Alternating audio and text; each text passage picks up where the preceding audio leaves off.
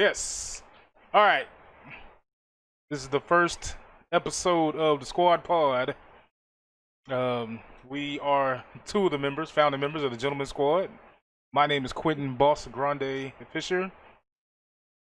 I'm just Anthony. I threw it to you, man. Now it's your turn to start talking. And I'm just Anthony. That's what you said? Yep. All right. So, just about us. You want to go first? Well, I'll start by this. The goal was to get into the world of podcasting and video blogging. We already stream on Twitch and YouTube and Facebook gaming. When we can, we've been playing video games for a while. We've known each other 10 years? 10 years, yeah. That's a long time, Jesus. man. That's how long I've been... No. It'll be 12 years married in next year. What? But it's cool. We are two adults with families, with careers, with degrees, just living life. There's also not enough representation of black men who do quote unquote nerd shit. And we feel the gamut of that. So with that being said, I'll throw it to you, Anthony, to introduce yourself and your background. What's going on? I am Anthony Powell. As we talked about, been with around Q, working with Q for freaking years, right? Grew up same way as the typical, what you would call the typical black story, which is not a typical black story, which we'll get into later on. Right. But I grew up in the hood, and somehow, with the grace of God and the wisdom of those same folks that everybody try to demonize, I made it out.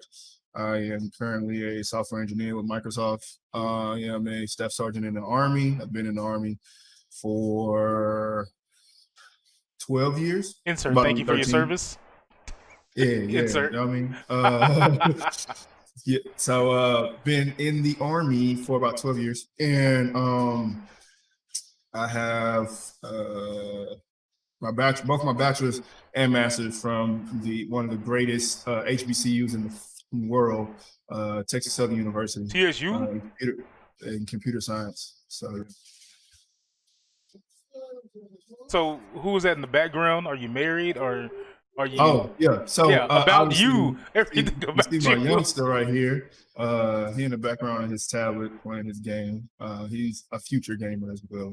And my wife is in the house. I am currently at my sister-in-law's garage because seems like there's a party, man. I'm supposed to be in Washington State right now, but because of the going around, we didn't. Wait, Washington State, not Washington D.C. Like Washington, Seattle. Yeah, no.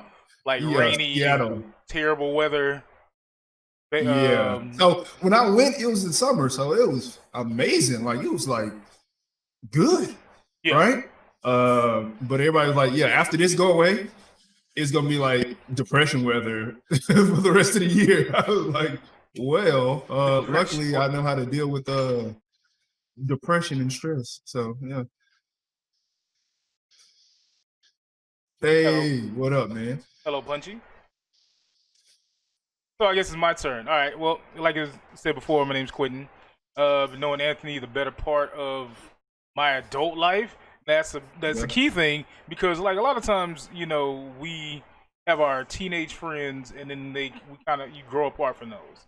But then for me and being an adult and trying to find like growing from that crazy period of post teenage life, post high school, college life, finding a group of friends to bounce ideas off. Iron sharpens iron, that cliche. But I feel like with you and the other crew people in the Gentleman Squad, we've kind of utilized that to get stronger.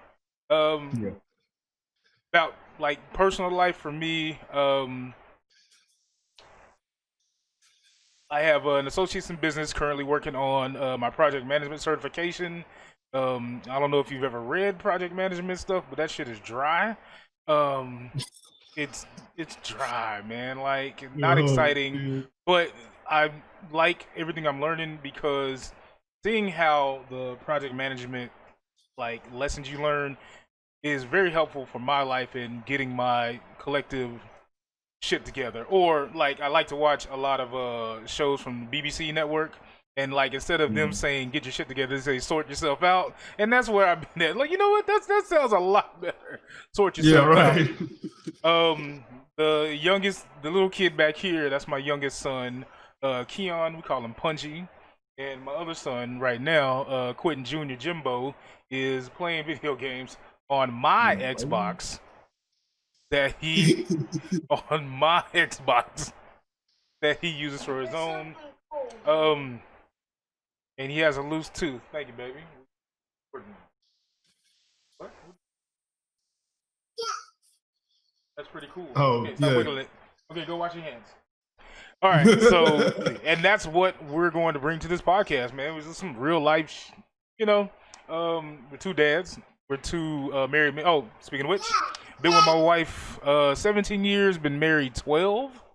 So once Mm. again, my whole adult life, finding. I think the key thing for me was finding consistency. You know, finding someone who will call you out on your stuff. Um, and out of from a place of love, not from like a place of hatred, because that's where I feel like I've grown the most. Even with you, uh,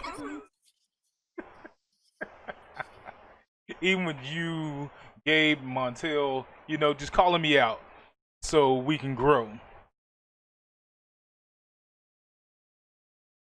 I had something else to say, but I forgot. But while we're on the Yeah, subject, thanks to sir. while we're on the subject, we're gonna say a big rest in peace to Gabriel Dean, one of Hey, the for other real. key founders of the Gentleman Squad. He passed due to COVID April 1st, which for me was really crazy because he was the chief joker in the group. And for him to go on a day like that and for how it happened, it was for me well, let me stop saying for me. It was devastating because a lot of times now when it hit um it was like, could it be me? Could it be anyone? But then when it hits so close to home, because we were talking all up until the day before, and I remember like he said, "I'm tired. I'll hit you back in the morning." And I was like, "All right," and I went to sleep.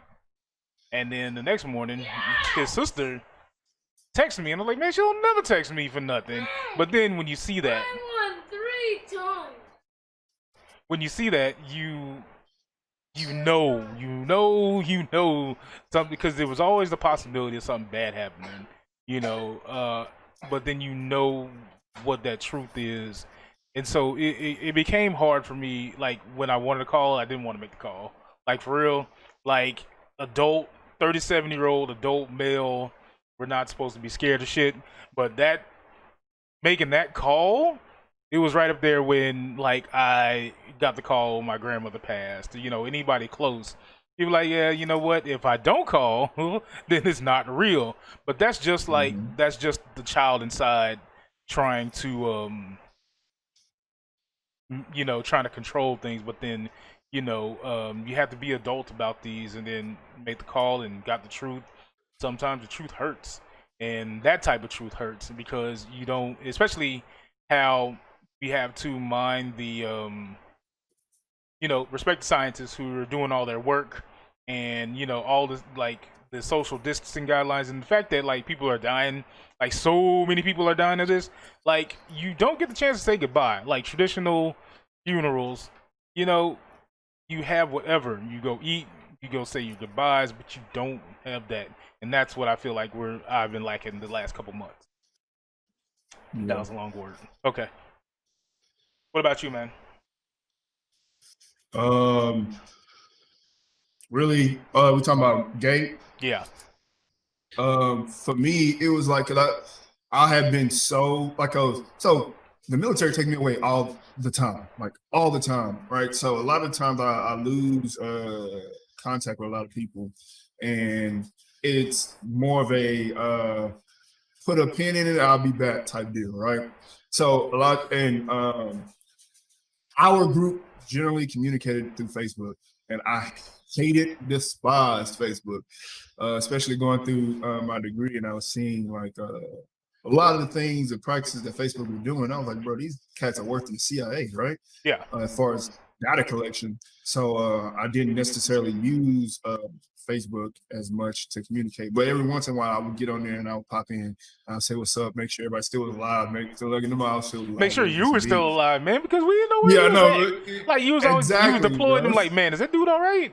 You know, that's the point. Because sometimes I'll be on deployment, bro. I literally didn't have internet connection for maybe like 2 months at a time, or like it was so unreliable that I couldn't really do anything significant with it other than check military email, which sucks ball sacks.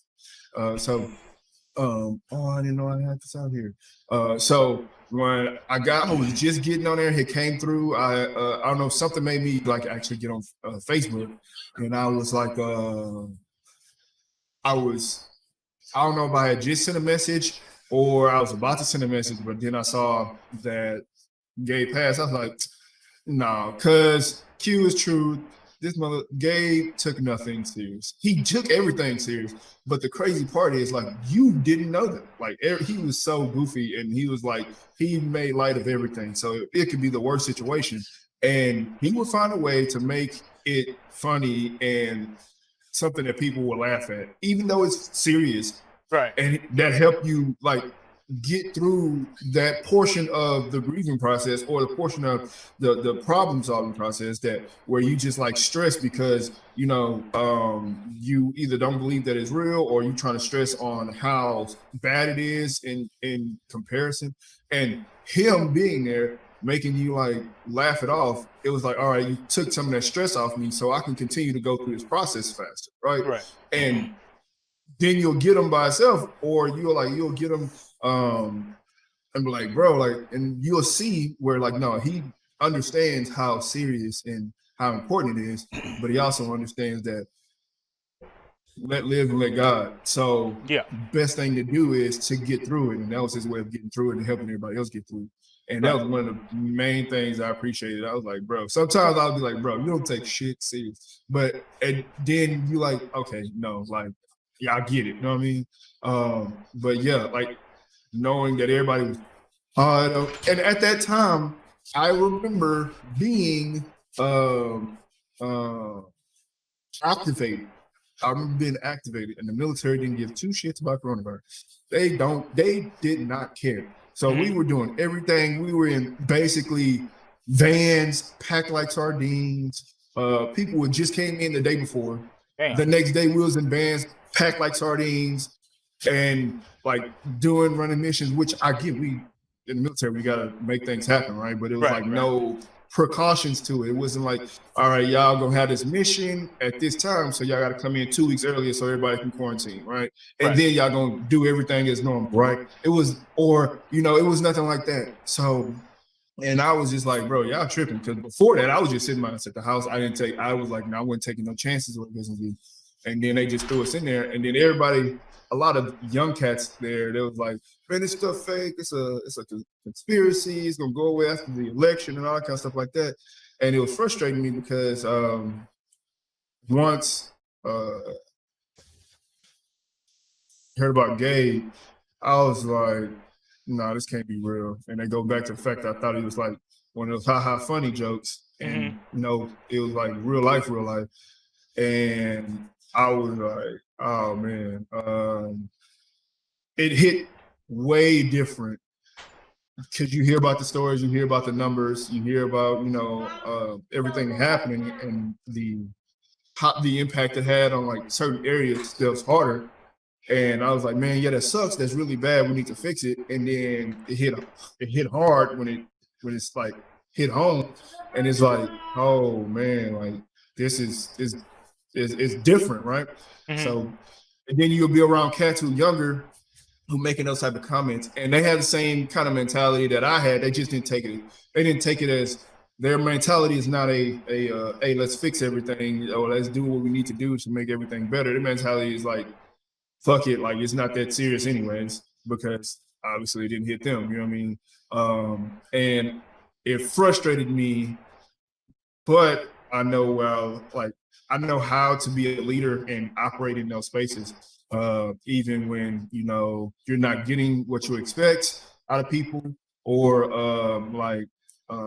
understanding where my subordinates are in relationship to events and things that's actually going on. So I couldn't snap on them, but I noticed myself being very, very upset about that in particular, especially, and being real sensitive, especially after Gabe passed. And I was like, man, like this is ridiculous, and nobody's taking it serious. Like, what the hell is wrong with y'all? You know what I mean? But yeah.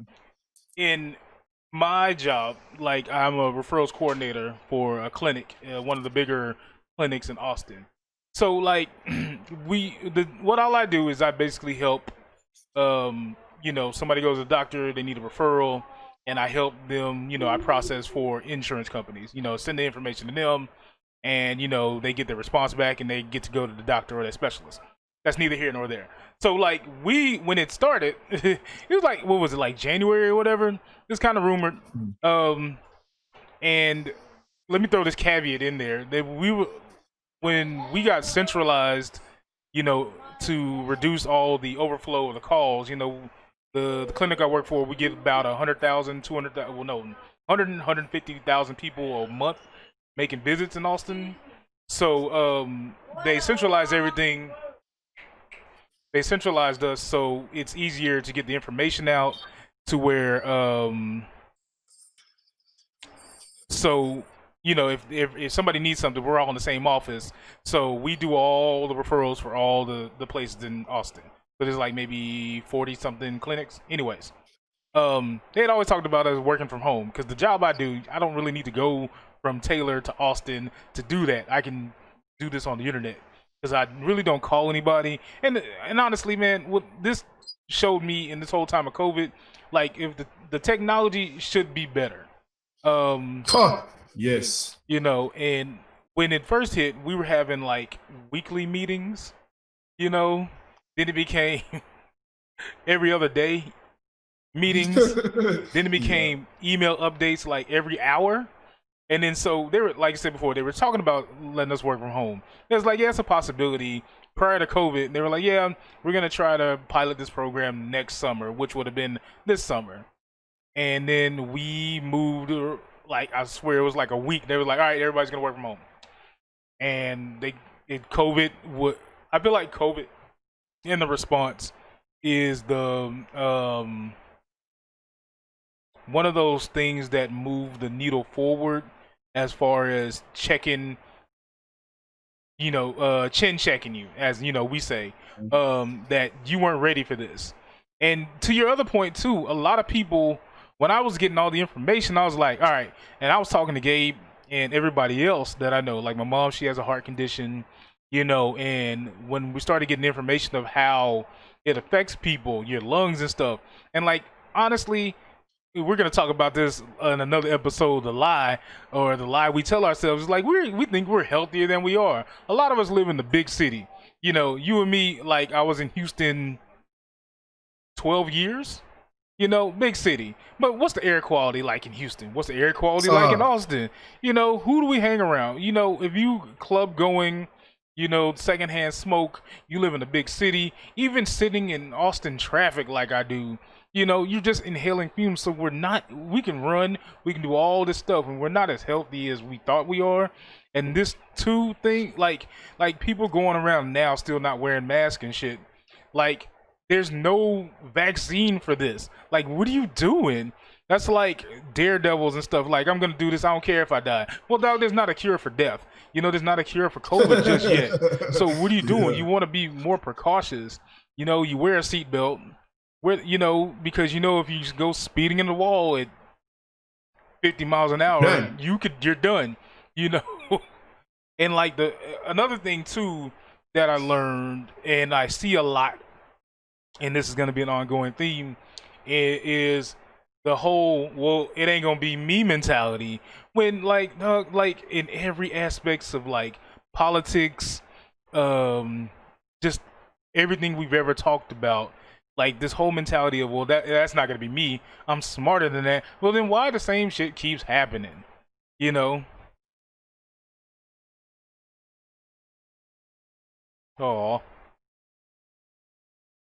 No. what is he playing? Roblox. Roblox.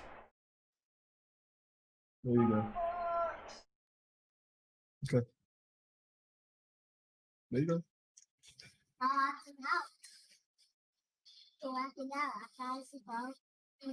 Oh, jeez. Mm-hmm.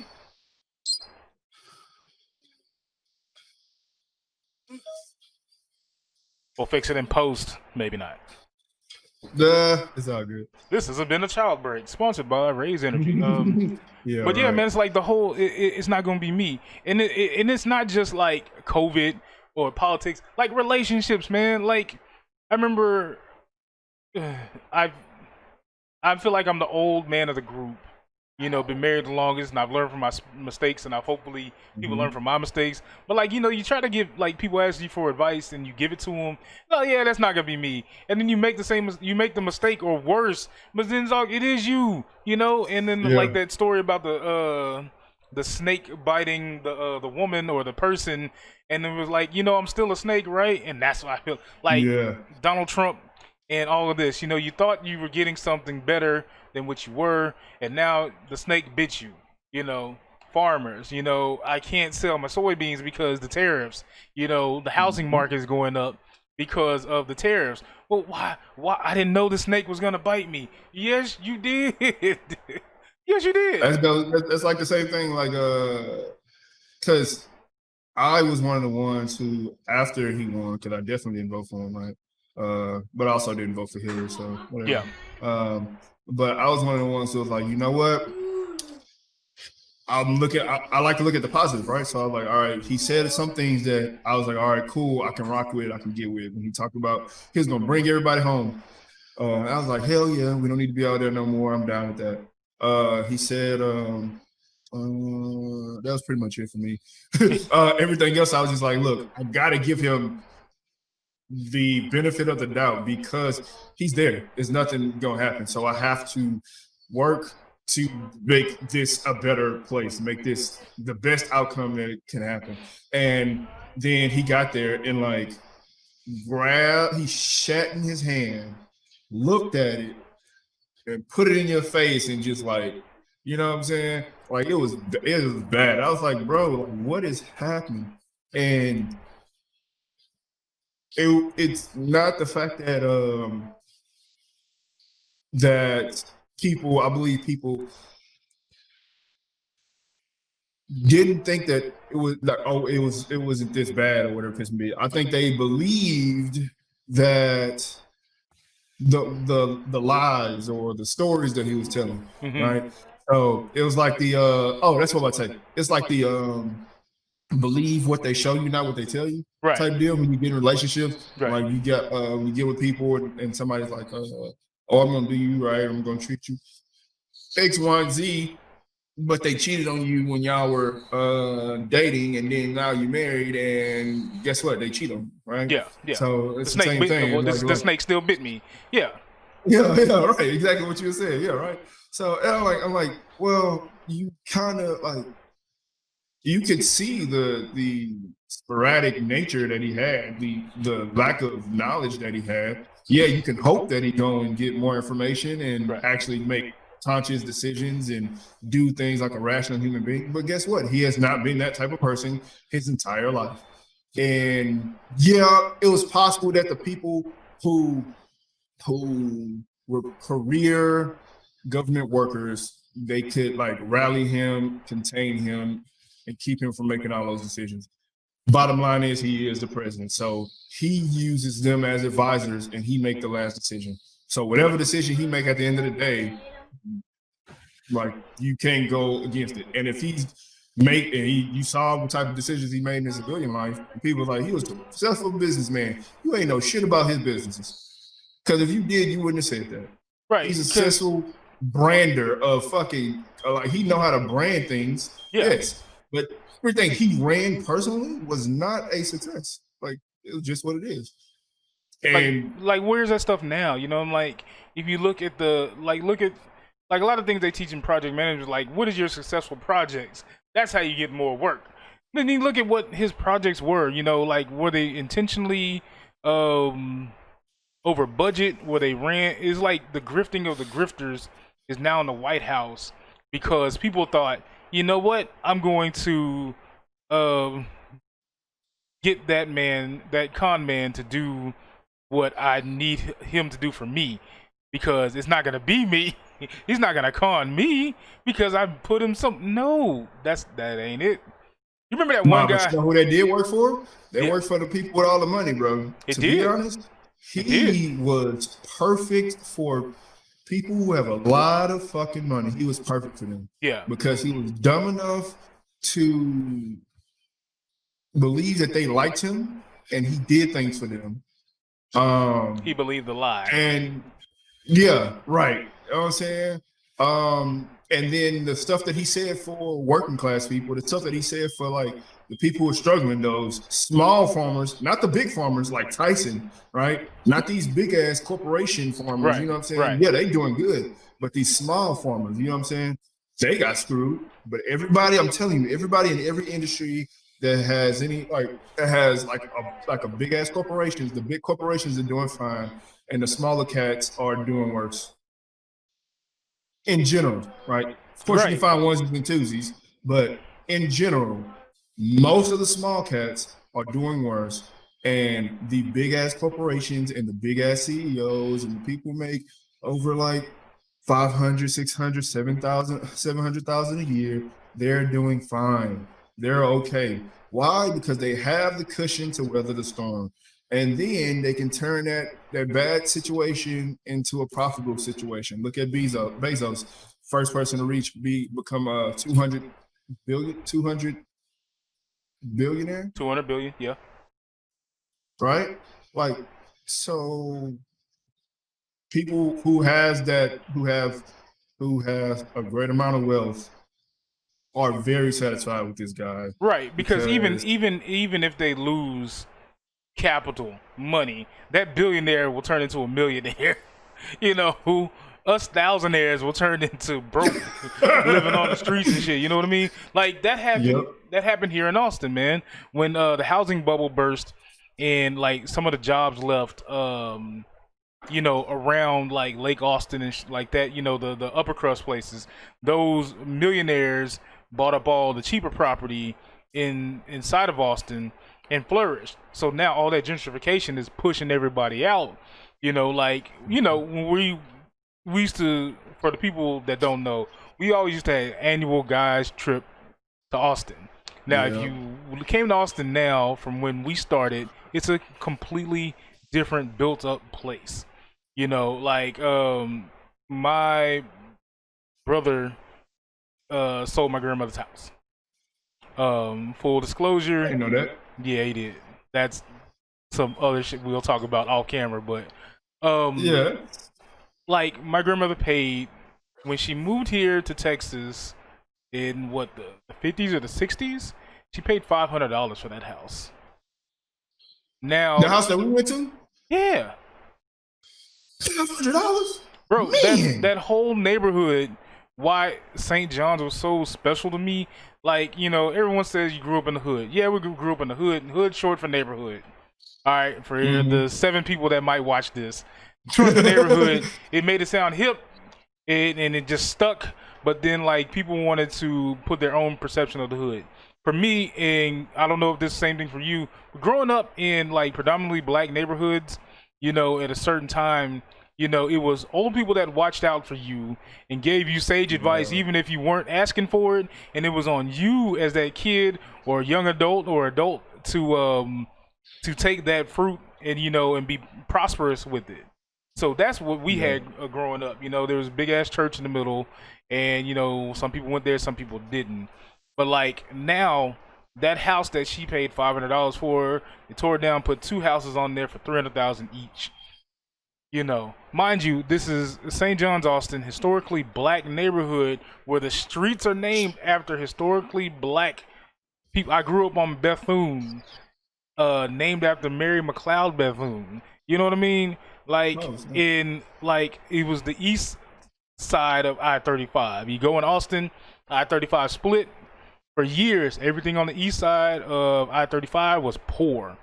Everything on the west side was rich. And the further west you went, the richer it got until like Lago Vista and all that area. And that's like super rich. But now, the house that in that area, there's houses going for $300,000 each with smaller space and like built up to the sky. And that completely is like killing the neighborhood. And like, I understand that you move where you want to do, but I feel like it's a systematic thing to where we let crime happen, or we you modify the statistics to where we can say there's a lot of crime there, and you know, the property rate's not high. So Sixth Street is sometimes considered East Austin, the way they report it, even though it's not technically East Austin, that's downtown. But all the crime that happens gets reported for East Austin. So of course East Austin looks bad, but not downtown. You know, I feel like a lot of downtown is labeled Congress and up, but that's not true. You've been to 6th Street. Congress is nothing but 2 blocks up. You know. Yeah, right. So what's the difference? You know, and I just feel like with Donald Trump, he got people to believe the lie of I'm going to change things, but also the one thing to be honest, Obama did the same thing.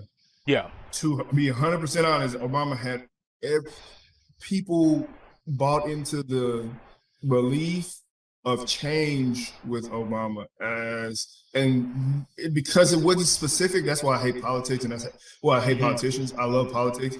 I hate politicians because the vagueness of change and the lack of policy, that the concrete policies that he actually had about like what I'm going to do. This is what I'm going to do.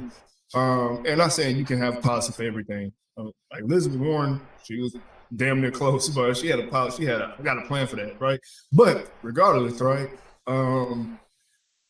People put their beliefs on what the change is going to be on him, and he wasn't going to be able to live up to all that.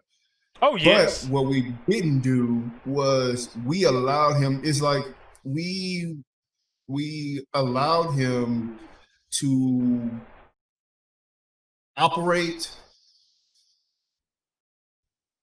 by himself without for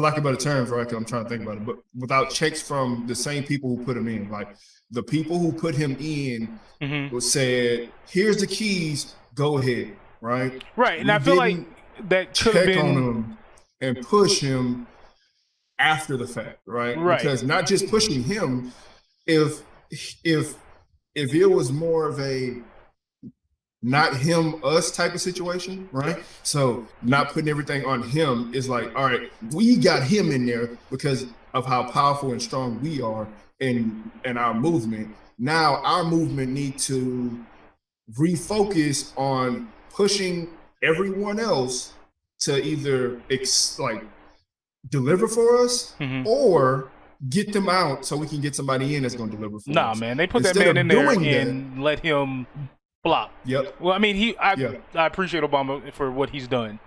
And then, like, a lot of things, like, he promised, like you said, if they would have backed him on a lot of things and then started the whole, vote at the local level, but none of that shit happened. So then now it's like we wanted a messiah. That's what it was. Right. We didn't understand how much more, we didn't understand how active this thing called democracy is.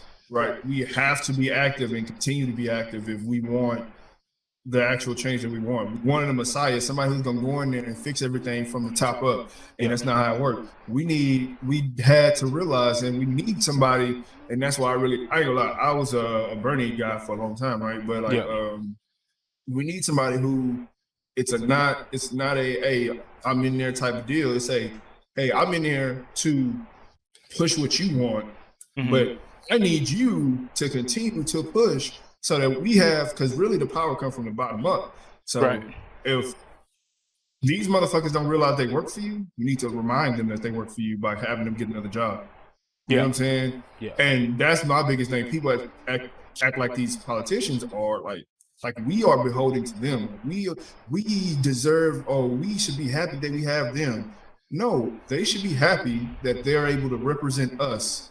And when I say us, it's not just the people who voted for you, it's everybody that is under your representation. Right. And that's what I admire about Obama, like post-presidency. Like he saw the bullshit that he had to go through, and now he's pushing more for that. You know, it sucks that the people that put him in couldn't have kept that same energy. And I feel like that's the problem with, like, when people say, like, what makes me mad is, like, what the difference between, like, liberals and conservatives, but also, too, in this racial divide, I feel like the biggest thing that hurts us as black people is the white liberals who shout louder than us, and they overtake stuff, you know, and co-op messages of, like, look at Black Lives Matter. You know, something that was straight up for, not just straight up for black people, but for their message was clear, and then now I feel like it's being misconstrued because people came in and didn't listen to the black and brown people because they wanted to make the message their own, which we will discuss further on that other episode we talked about, Deliberately Disobeyed Me, because that's like the biggest thing what's happening to black people who get into positions of power, is that, like, well, all right, I got you here, so now you got to listen. It's like, sort of, it's like, I feel like it's still part of the, like, racist, the racial system, you know, the overt that conservatives and right-wing politicians show, and then the covert that we see on our side. I don't know, I want to say we, but me as a liberal Democrat, see, it's not exactly there, because, like, everything's cool. Black Lives Matter is cool until we're trying to go for the same position, right? You know, like, we're up for the same job, and then now your covert racism comes out, or your covert, you know, and you start saying little things, like little jabs, you know, he's from this neighborhood. But now, come on now. You know, what's the difference between, and that's another thing that I feel like Donald Trump has gotten really good at, is convincing poor people that you're better than the brown poor person or the black poor person who lives in the same neighborhood. That's exactly what I mean by, like, his messaging. His messaging on poor people talks directly to poor people and gives them something, right? So in a sense, it's a misconstrued version of hope, right? The hope is that, man, I'm doing bad, but I'm not doing as bad as I could be. I could be them. You know what I mean? Right? But in COVID, man, everybody's like, y'all all that's are. The point. And I think that's, and people always talk about, like, so I believe heavily in white privilege, but not the definition that everybody gives. White privilege, I believe in, is more of a white assumption, right? So I assume certain things because people are white. Not me, generally, but the society assumes things because people are white. Now, with that being said, that benefits a lot of people, but it also hurts a lot of people, because if you're looking at me and you looking at a white friend of mine, my white cousin, who I was telling you about the other day, right? My white cousin, you look at both of us, right? And you assume, because of just general, like, accepted like the way America moves, right? That he's the one with the college degree, he's the one who is working at a Fortune 500 company. He's the one who's, you know, living well. And I'm the one who's struggling. And you make policies based off of that, because not necessarily because you want to hurt me, but because you just want to make sure that the people that you believe gonna vote for you, or the people that you believe you assume that of him, and you operate on that, which is a disadvantage. Because to be honest, 100%, my cousin's struggling his ass off. This boy he got money, but the first way he got the money was not the right way, right? Right. And then two, Allegedly, yeah, allegedly, right? Allegedly. No, we don't know what happened. We don't know his story. Yeah. But now you're trying to flip cars, and that's still a struggle because sometimes you do good, sometimes you do bad. And with the amount of capital that you have now, you only have money, you only have capital to flip like Buicks and shit like that. Mm-hmm. Like you don't have 2018, 19 cars. You have, a Buick LaCrosse from 2010, that you can barely flip for like 3,000, shit like that. And because of that, you give the presumption that he's doing well or better than he's actually doing, which means that you're not going to give him the help that he needs to get through the situations that he goes through. Mm-hmm. You know what I'm saying? Right. People don't see that part, and that's why I say yes. It's such thing as white privilege, but what that really is white assumption, right? You believe or you assume certain things to be true of a group of people because of your belief system or what you believe, what you've been told, and you operate on that. And because you operate on that, so many people who don't meet those assumptions are left behind and are screwed. So when you see those coon asses, because I have a whole bunch of my unit, right? And they cool, like them dudes or whatever. And this is how I know, because we talk about this thing. You have these coon asses who out here struggling like a motherfucker outside of this uniform.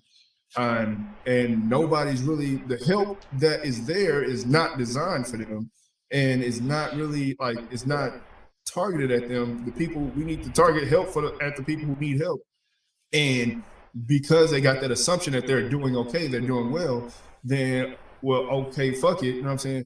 Then that hurts them in the long run. Now they still struggling trying to make it. As soon as one bad thing happened, like the freaking COVID, which I had a commander tell me, because my Joes did not have enough money to pay rent, that is their fault because they should have 6 months worth of savings in their account. I'm like, this cat barely has $20 after every paycheck, because you assume that he got something that he don't have. And you telling me it's his fault and he needs to be okay and be quiet and go on his mission when he got people at home who may not be able to stay in that apartment because they can't pay rent, and you're okay with allowing us to go an entire month without paychecks because you saying that his personal responsibility is to have 6 months worth of rent saved up. Bro, I was so heated. But that's crazy, like, because you see the checks, you see the paychecks people get, and then the fact that like the fight for not making minimum wage more, which I don't like. It's necessary, because if everything else is going up, why can't minimum wage? And like back to our previous point of making someone else believe, like poor people believe they're better off than the next poor person, which is wild. You and me both worked at HEB in like different areas. Like working at the OST store where we worked at were poor people who were SNAP benefits recipients, and me working at Friendswood where these rich people, their kids are driving AMGs and shit. Those two people were equal, like were the same mentally wise. Like rich people, you got income coming in. I know that this money's come in, I can spend it however. And then like there's certain people who are on SNAP benefits that know that next month my money's coming, or whatever benefits. Then there's people like you and me in the middle who are stuck between this because we're too rich, quote unquote, to get those benefits, and then we're too broke. We're not rich enough to get the rich people benefits. So, and then we're stuck in this limbo. And back to the point about minimum wage hikes and like these people struggling now because of COVID is like, you can talk shit about the kid at McDonald's who's working, but why are you at McDonald's on your lunch break at your corporate job? Because you need that person, because you're not trying to make You don't have the time to meal plan for that. That's a necessary thing, and all the people at the bottom are necessary branches in this house of the world that we built, and we all depend on each other. In this world, absolute. I feel like this, right? Unless you're a fresh business trying to make it, trying to come up, something like that, and you need that assistance, and then I get it, right? But if you are generally, that's the only carve out exception. Generally, if you work in America, I don't want to hear nothing about this. Oh, this is a starter job. If it's a job, you need to be paid to live regardless. If it's a freaking job, that means you're producing something of service, of value, some good for the community and for the country, because you're still going to pay taxes. You need to be paid well enough to live. You shouldn't have to wonder. Like, you shouldn't have jobs that the government, like if you're working, the government shouldn't have to subsidize your workers. If you have workers, the government shouldn't have to subsidize your workers so that you can pay them less, make more money in profit, and they have to have the local populace, the general populace, the people, the taxpayers, to pay the rest of the money that you're supposed to pay as the owner for them, right? Right. Like, what is that? Now, if you come in, like if you new business or something like that, small business, I got it, right? And we have programs for small businesses to help them out and all that kind of stuff like that. And as it should be, like, you know, that's what needed. Like, you know, like we TSU Business School and all that, you know, in, the business classes I've taken, you know, they're always pushing entrepreneurship, you know. But then what happens when you can't get off the ground because everyone? It's like, remember in like elementary school when we had the fundraisers and everybody's selling the same product and you're trying to compete with everybody? I feel like that's what it is on the grander scale. You know, there's a lot of people with your same idea, just executing it differently, and everybody's fighting for that area. Like we're fighting for that area in our streaming, in our podcast right now, you know, but there should be certain levels of help people can get until they're on their feet, because people need that, especially now. Like, people need to be paid livable wages. And back to the other point about, like, you're right, you know, it's a job, and like you can't talk shit about like I worked at McDonald's starting at 15, you know, and people used to talk shit about that, you know, like my classmates, you work at McDonald's? I was like, but dog, you know, you don't stay. If the mark of you as growing and as an adult, if you stay as the drive-through worker, you know, that's a whole different conversation about what your drive is. You know, working at, you know, like we did, you know, HEB, you don't want to be a bagger for 40 years unless there's something else, right. You know, unless you already got money or something else and you like, I'm comfortable with this.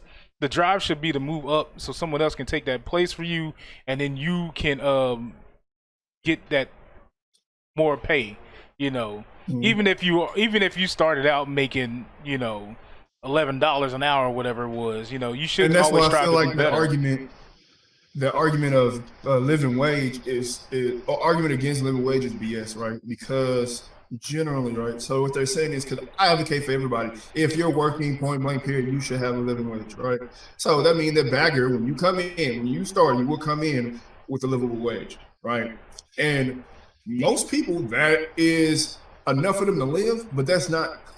They feel fulfillment and joy and accomplishment by moving up, doing better and bigger things, right? Right. If it's now, it's tied to how much you make, right? Because if I'm doing a bagger and I barely can pay rent, then obviously I need to move up, right? Right. But it's also not just that, because that overshadows everything. It's also a sense of personal pride. A lot of people have personal pride who don't want to stay at certain positions.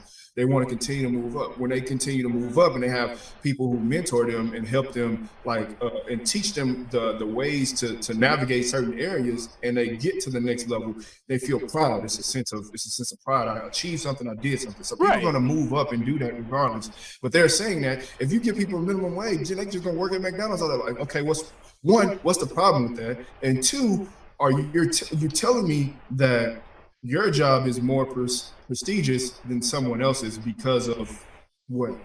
Because guess what? All these professors and doctorates and all that kind of stuff like that who got laid off, obviously you wouldn't that need it, but this person who worked at McDonald's still needed it because guess what they had to do? Become essential workers and still go to work. Right. And to double back on that point is like you work just because you're working at McDonald's all your life doesn't necessarily mean that you're going to be that burger flipper your whole life because at some point you're just going to be you want to have aspirations either by self or by seeing other people come in. You're like, well, shoot, you know, somebody else is here. They can do that job. I want to do something better. And then, like, where did they think all these managers came from?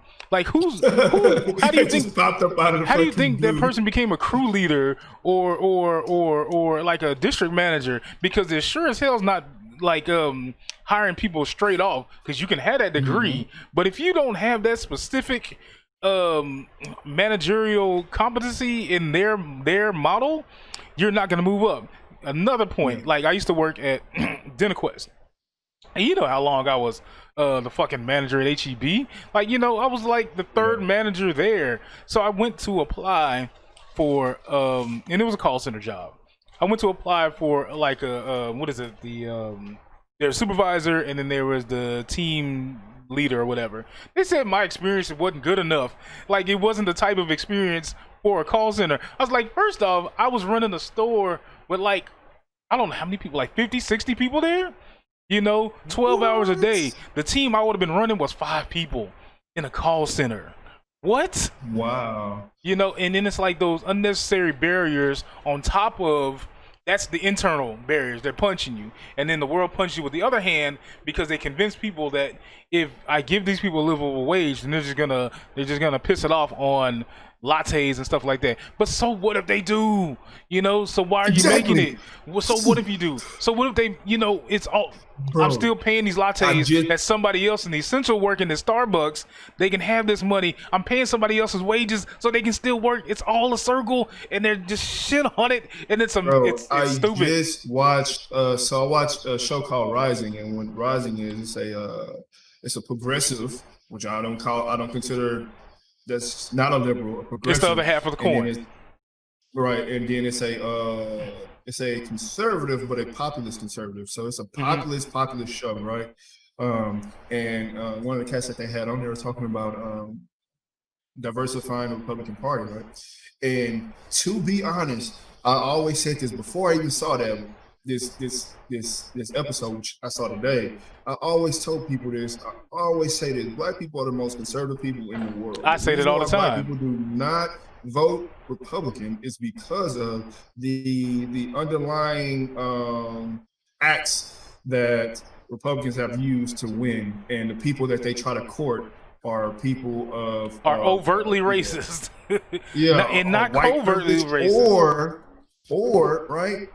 It's the white suffrage, right? They make it seem like everything is everybody else's fault that the white man is doing bad in this area. Whatever it be. I'm like, yeah, but you see that and you notice that the white man doing bad, and these other people are doing bad. How about you solve the bad instead of trying to like solve the bad? Because we're all liberal, conservative, independent, Green Party. We're all dying of cancer. We're all dying of COVID. Bro, we all get the flu. We all get the same thing, and I'm not better than you because you're cold. You know, I'm conservative, so my cold's only gonna last 3 days. That don't fucking work like that, man. Exactly, bro. That's what I was saying. And I'm like, bro, like literally, if like it's so many, like not lying. I think about it all the goddamn time, like. We are like culturally, we have been raised up in a conservative way for years, bro. Yeah. A reason why is we don't see this party or these group of people fighting for the agenda to uplift. We're socially conservative, right? We don't see people fighting for agendas that uplift people into the American dream. They always talk about the American dream or meritocracy, but if you talk about meritocracy, the single mom who works 2 or 3 jobs to make sure that she have rent, make sure she have everything all the money to make sure her kids can go play soccer, football, gymnastics, or run track, and also make sure that she have enough to, when she finally do get an off day, go watch a movie or something like that. That's hard work. No, man, but if she uses that money on an off day, how is that going towards her 6 months saved up rent just in case shit happens? Know what I mean? Exactly, bro. Exactly. And that's exactly what I mean. And some people be like, "Yeah, that's true, right?" Why? I'm like, but what are you talking about, right? Because But at the also, same time, but then why promote it though? You know, like I'm saying, like you've been working all week. You know, come to Sandals Resorts and spend this money. But then if you spend that money, then people are gonna shit on you, especially if you're an essential worker. They're gonna shit on you because you spent the money to have a good time, to take the break from working 80 hours a week. and then nobody talk about the fact that working 2 to 3 jobs and you're barely making it, right? So you have literally no time, but in all 2 or 3 jobs, what does that mean? That you're not making enough to live off one by themselves. Right. That means you have to work harder. And if this was a meritocracy, the person who works harder goes further. But it's not, because this person is stuck in the same race. And you can say they can save. Yeah, they can save. But people be like, "Oh, I hate that fucking shit. I hate that shit. Oh, you can start a business or you can do X, Y, Z, blah, blah, blah." Bro, all that crap takes money. In time. It takes money. That crap takes money. And people act like it does not, because they can borrow from this person, they can get something from this person, they can get a favor from this person. That is a value that you're getting, that you're receiving. That's almost like people investing into you. If you don't have those people that can invest into you because they barely got shit, then what you saying, right? Right. So I don't know. My ideas can go into, bro, like I am, like, as far as I'm not a philosopher. Hey man, it's show number 1, dog. We got time. Kind of got me into that, but he kind of got me into thinking a little deeper into what's going on. Dr. Kreiner is like who kind of basically made me, in a sense, to what I am now. And as far as like academia, thinking about certain shit, and like This not is just professor at TSU. huh. There's a professor at TSU. Yeah, in the computer science department. The only black professor that's left that's tenure in the A computer science black department. professor at HBCU helped you, Anthony, boy from the hood, Yeah, change right. his thinking. So what that says is go to the HBCU, right? Straight up, hey, go to an HBCU. And the thing is, what I noticed as far as people going to school, you don't just go there to receive the degree and stuff gonna magically happen and sit in line in your lap. You need to be active in the things going on in the school. Become, like, make your teachers a partner. Make your professors mentors. Like, get into the system, because these are the people who are going to have connections. These people are retired from NASA. These people or dual working at NASA and working as a professor, or working at these people are in these industries doing things. They know people. They can go to these conventions. They can get a whole bunch of different shit. Don't be a zombie when you're going through these things. You have to be active in what you're doing. Right. I know so many people who are just like, "Bro, I don't need to learn this." I knew a cat specifically. His mom was, pretty good in the medical center, right? And he'd be like, "Bro, I really don't need to learn this stuff. I just need to get the degree because my mom gonna hook me up." And I'm like, no, because guess what? She's gonna vouch for you for that first job as a software engineer, and they're gonna realize you don't know shit.